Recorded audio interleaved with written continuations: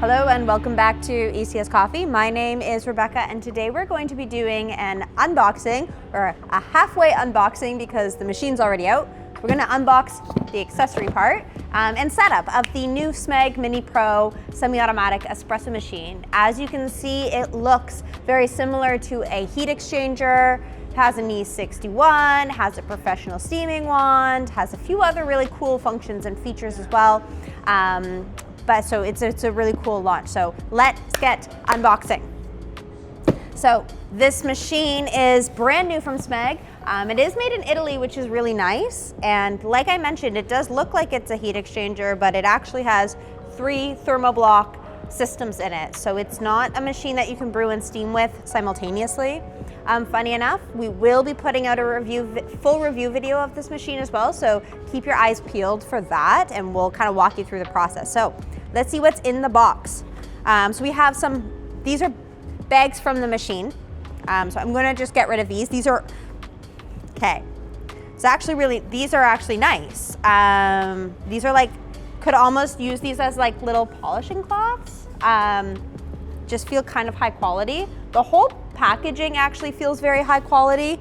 All of the boxes feel very, it's very thick. It's very well packaged. It is a 58 millimeter portafilter as well. So let's just take this off and look. Beautiful. Nice, okay. Interesting. So Smeg did come out with a semi-automatic espresso machine that has a grinder built in. We do have a review video of that guy if you wanted to check it out. We can just put it up in the top corner there. But that portafilter is also 58 and it has a little rubber thing on the end, on the bottom of the portafilter so that you can sit it on the counter.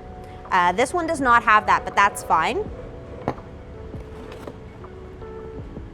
Cleaning brush, so this is for the group head to get up into the groove here by the gasket and just remove any excess coffee buildup that's there. That is very nice. And then, ooh, wow, so many baskets. Okay. Well, I guess not so many. We have exactly what we need. We get oh, I love this. We get a milk pitcher with the machine. That's amazing. Okay, we get a little milk pitcher with the machine. This is your water test strip as well, so you can test your water hardness to program that into this machine. Because while this machine looks like your standard heat exchanger or single boiler espresso machine, there's programmability with it. So you can program your water hardness, which will help to dictate how frequently you need to descale this machine. So that's very cool.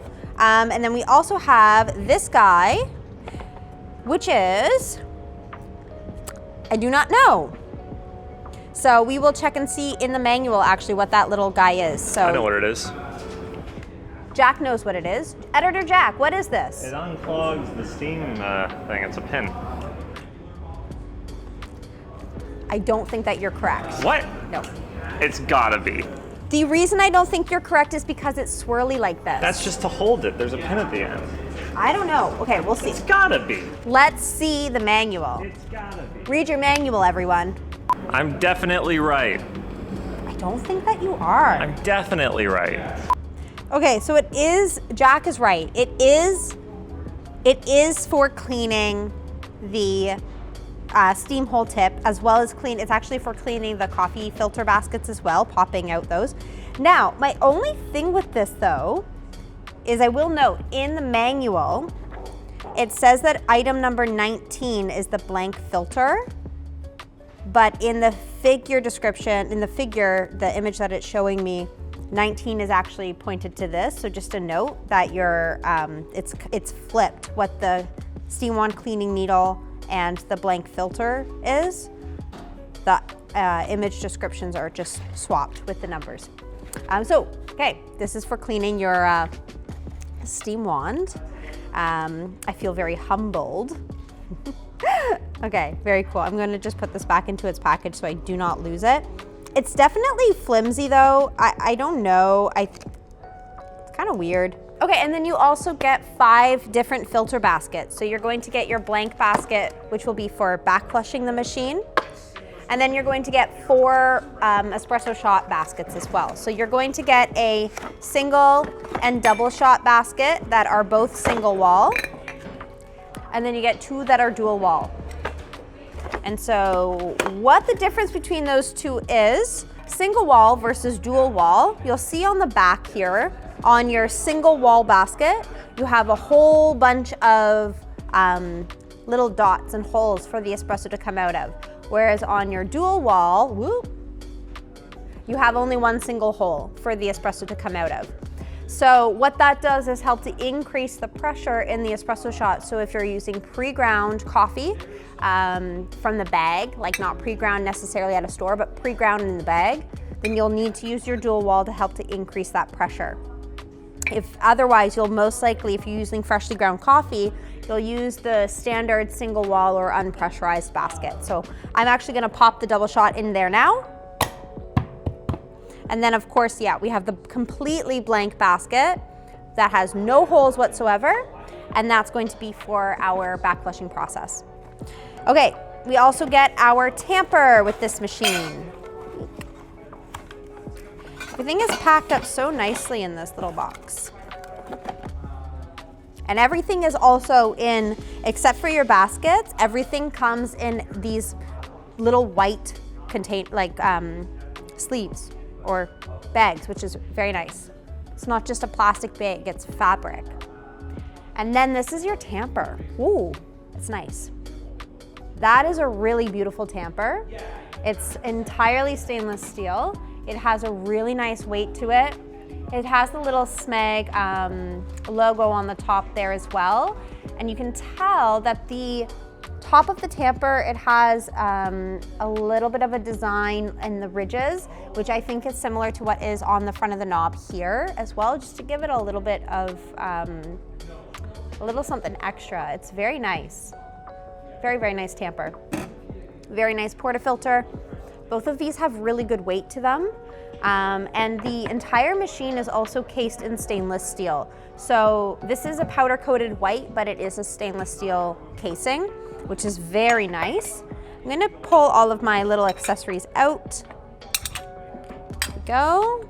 And set everything off to the side here. And then we're actually going to set up the machine together and walk through the process step by step together. So that if you're unboxing or setting this machine up at home for the first time, maybe this is gonna help you out. Always make sure to read the manual though. I'm a big believer in reading the manual. I just recently got a new machine of a new coffee maker. And I have used these coffee makers oh so many times. And guess what? I read my whole manual from start to finish in English, not in the other languages. Okay, so let's get going. So user manual here, and then you also have a little bit of warranty information as well, because this will have a limited product warranty through Smeg as well. The retail price for this machine, I think, is about $2,500 Canadian. And it comes in the white and the black. At least that's what we at ECS carry right now. Okay, so setting up this machine. Let's get going. So the setup process for this machine, if you want to use the machine as stock, is really simple. All you need to do is fill the water tank and turn it on. Very easy. Now, there is some programmability that you can do with this machine, so we're also going to look at doing that. But for now, let's just get the machine powered on. So we're gonna fill the water tank up, and then we're going to turn the machine on. Before you do any of that, you do wanna give everything a little bit of a rinse. So rinse out the water tank, the drip tray, all of those pieces, just give them a good rinse, and then fill the water tank up. So there is a max level line at the back of the water tank that you don't want to surpass, which is just indicated. You can see it here, max. Go. So now I'm just going to fill this up. We use filtered water here.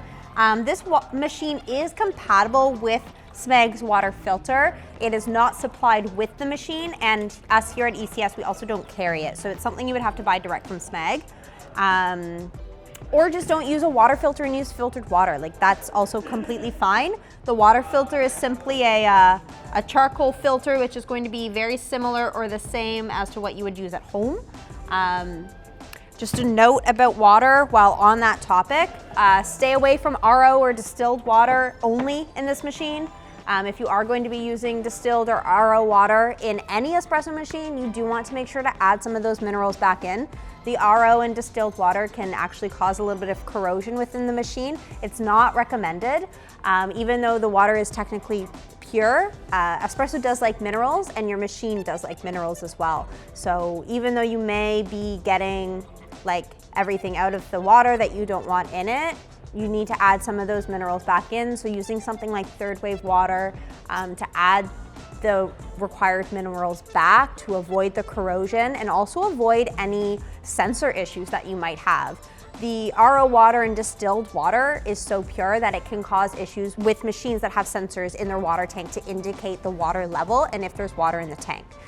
So add the minerals back, either use third wave or throw a little bit of your filtered or tap water in with your RO or distilled water if you're able to. Stay away from spring water or bottled water as well. So filtered water is always best. Okay, enough water talk. The machine is filled with water, filtered water, and now I just need to power it on. The button is on the back. So we have a different cord in this machine right now, just to kind of get it powered up. The cord that comes with this machine is gray, so it's going to kind of fade into the background a little bit more, which is nice. Power button is here, so just give it a click. I do like the little Smeg emblem here, kind of etched in. That's very nice. And we have a little heating tray up top as well. There's no railing though, so just note that since it does have a pump, obviously the cups might wiggle off of the machine, okay? So now the machine is on and it is heating, so we can watch the temperature rise on our little display screen here. This display screen is also where we will go through to be able to do any editing for volume or for temperature or for other things like that. Cool thing about this machine, you have two ways to brew your espresso. You can do it manually with the lever, pull the lever up, press it down to stop, or you can use the pre-programmed volumetric buttons here for single shot or double shot. So that's something that I'm trying to think if there's another machine that has that, and I don't think that there is off the top of my head. So that's a really cool addition to this machine. It's a very cool function and feature. Obviously the lever is going to give you more control over the extraction. However, having something that's pre-programmed is easier. So a good option for those at home that want two different ways to brew their espresso or want a little bit more control or like as much control as possible. So like I mentioned, you have 3 thermoblocks. So you have your main thermoblock, you have a thermoblock by the group head, and then you have a thermoblock for the steam wand as well. You cannot brew and steam simultaneously with this machine. You simply cannot. You do need to have a heat exchanger to be able to do that, and this is not that. This is a thermoblock system. Even though there's 3 of them, you still can't do it at the same time. So our machine is now ready to go and ready to brew with. It took approximately 3 to 4 minutes to heat up. You know your machine is ready to go once all 3 lights here are illuminated and not flashing any longer. And you can use this machine just as stock. So it'll have pre-programmed volumetric amounts for all of the buttons here, for the single and the double shot there. Or you can use it with the manual brew lever here. So it's up to you. You can choose to program or not. We're gonna go in and do a little bit of programming with this machine so that you folks at home can see how that's gonna look. And maybe it'll help you out a little bit with doing some of the programming. So I'm gonna hop around and let's program this thing. Okay, so programming on this machine is relatively simple. You're going to press and hold the center button, the steam button, for 3 seconds. Press and hold, and it's going to pull up Lang. Now after 10 seconds of inactivity, this whole menu is going to disappear. Language is going to be to set the language. If we want to change that, click the center button.